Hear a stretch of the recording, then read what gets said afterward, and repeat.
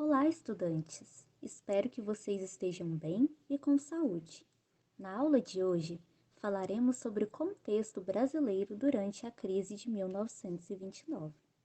Antes disso, é importante falarmos um pouco sobre o que foi a crise de 29 e por que ela foi tão impactante para a economia e política mundial.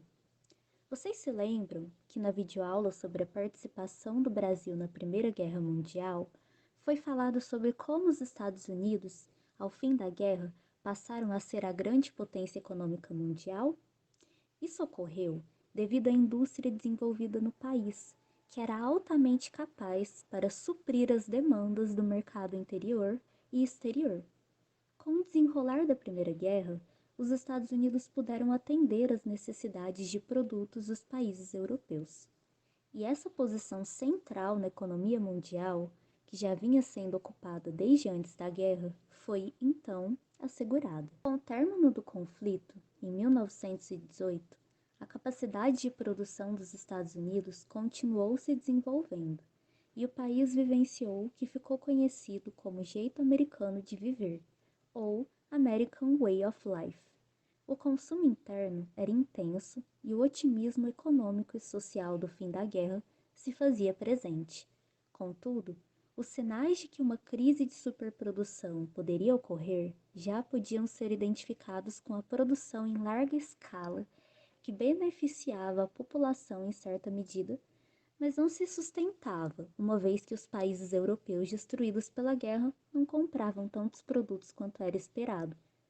Assim, em um processo que não se reduz ao ano de 1929, os Estados Unidos tiveram uma quebra da bolsa de valores, o aumento do desemprego, a falência de bancos que já não tinham dinheiro para que as pessoas pudessem sacar, o que inclusive levou a milhares de pessoas a perderem suas poupanças.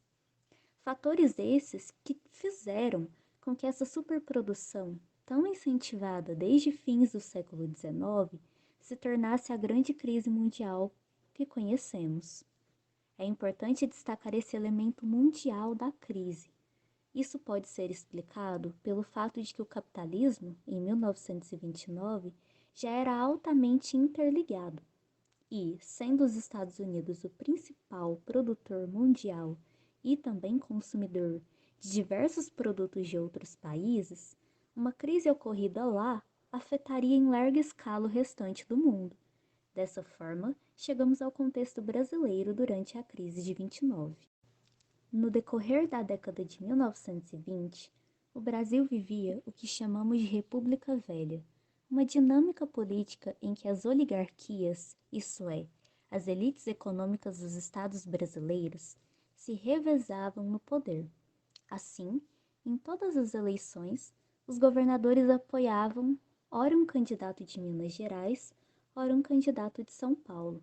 Chamamos esse momento de República do Café com Leite.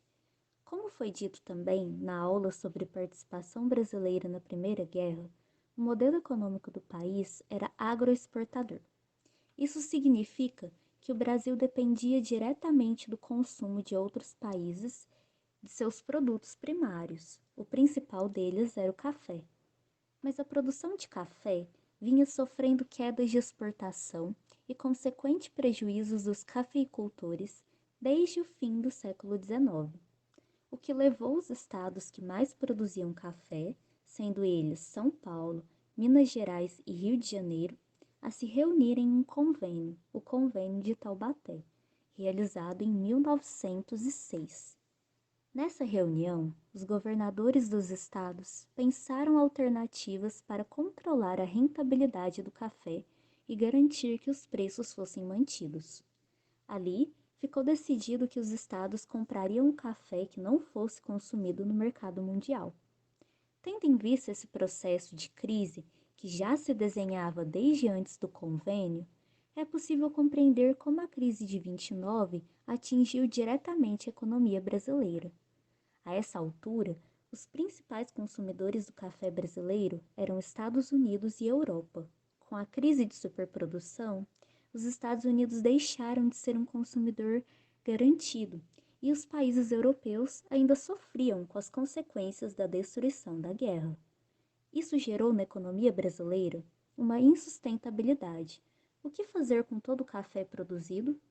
A alternativa encontrada pelo governo, em acordo com os cafeicultores, foi a de queimar todo o café não vendido para que se pudesse conter os preços e amenizar os prejuízos. É importante ressaltar que a crise econômica já se somava a uma crise política no Brasil. A população era atingida pelo desemprego e as dificuldades relacionadas aos direitos básicos causadas por ele. O descontentamento com candidatos de elite também era evidente, e, dessa forma, foi possível que ocorresse um rompimento da política do café com leite, quando São Paulo não apoiou um candidato mineiro nas eleições de 1930. Isso levou a uma série de conflitos políticos e à formação da Aliança Liberal entre Minas Gerais, Rio Grande do Sul e Paraíba, que lançaram a candidatura de Getúlio Vargas. Vargas não chegou a ser eleito de primeira, mas sim o candidato paulista. Esse resultado, somado à crise econômica e ao descontentamento com o modelo oligárquico, levou ao que conhecemos como golpe de 1930, em que, com apoio militar, Vargas assumiu a presidência do Brasil. Segundo o Memorial da Democracia, até 1945, o governo Vargas queimou mais de 70 milhões de sacas de café. Bem, pessoal, esse foi um pouco do contexto tanto da crise de 29 nos Estados Unidos, quanto do seu impacto no Brasil. Não se preocupem em decorar todos os eventos mencionados durante a aula, nem mesmo os termos que ajudam a compreender como funcionava a República Velha. O mais importante aqui é que possamos entender que a crise de 29 impulsionou a crise política no Brasil, o que rompeu com a política de aliança entre São Paulo e Minas Gerais, dando início a um período diferente na história do Brasil. Após o golpe de 1930 e a crise econômica do café, que levou à queima do produto, o governo de Getúlio Vargas faria uma série de medidas que buscavam afastar a economia baseada no café, voltando-se ao desenvolvimento industrial. Mas isso é conversa para uma próxima aula. Espero que vocês tenham aprendido um pouco mais sobre o contexto do Brasil na crise de 29 e, caso ainda restem dúvidas do que foi essa crise, deixe como indicação o vídeo do canal de YouTube Nerdologia sobre a crise de 29, que é muito didático e ilustrativo. Até a próxima, pessoal! Qualquer dúvida, estamos à disposição.